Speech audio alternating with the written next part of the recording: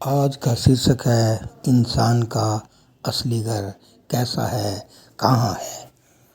भेड़िए गिद्धड़ों आदि से बचाने के लिए भेड़ों के बाड़े के इर्द गिर्द कांटे होते हैं या और कई तरीके अपनाए जाते हैं। अगर भेड़ों के बाड़े में आग लग जाए, लोग कोशिश करें कि वे जलने से बच जाएं। अगर वे लौट लौट कर जलती हैं तो फिर कसूर किसका है? कसूर उनका अपना है। इसी तरह संत, वली, महात्मा हमें पुकार पुकार कर कहते हैं कि यह देश तुम्हारा देश नहीं, यह मन और माया का देश है। 84 लाख योनियों में अगर सुख है तो मनुष्य जन्म में, बाकी सभी जन्मों में दुख है।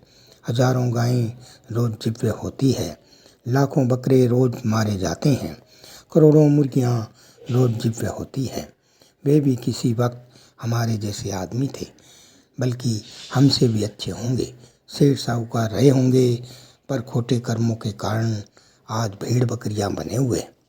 संत कहते हैं कि तू सुखी होना चाहता है तो आ हमारे साथ अंदर चल। यह कौम तेरी कौम नहीं, यह मजहब तेरा मजहब नहीं, यह देश तेरा देश नहीं। तेरा देश सचखंड मकाम हक है, तेरी कौम सत्य नाम, तेरा मजहब सतपुरुष है। मगर जिस तरह मोरी के कीड़े बाग की हवा को पसंद नहीं करते, इसी तरह हम भी लौट लौट कर इस गंदे देश में रहना चाहते हैं। संत कहते हैं कि आओ तुम्हें सचखंड ले चलें, लेकिन हम जाने को तैयार नहीं। हाँ, अगर कोई यह कहे कि अमेरिका में ज़मीन मुफ्त मिलती है तो हम फ़ोन घर बार छोड़कर जाने के लिए तैयार हो जाएंगे। जो ये शरीर है, तेरी आत्मा इसमें रहती है, यह हमेशा रहने की जगह नहीं। यह किराए का मकान है, तुझसे छीन लिया जाएगा। सब इसे छोड़ देते हैं, हमें भी छोड़ देना है। संत कहते हैं इस घर से होकर उस घर में चला जा, यह घर रहने वाला नहीं है। अगर इस घर को छोड़कर उस घर में चला जाए तो तुझे हमेशा के लिए सुख हो जाए। वह लाफानी है, वहाँ पहुँचकर फिर न आना न जाना।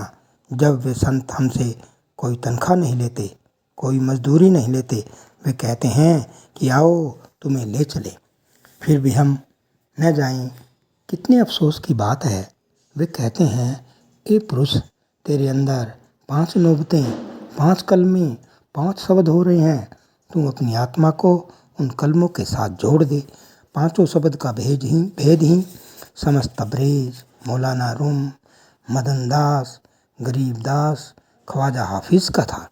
जब तू शब्द की लज्जत लेगा तो 5 दूत काम, क्रोध, लोभ, मोह, अहंकार काबू में आ जाएंगे और काल की सीमा है तो उससे भी पार हो जाएगा।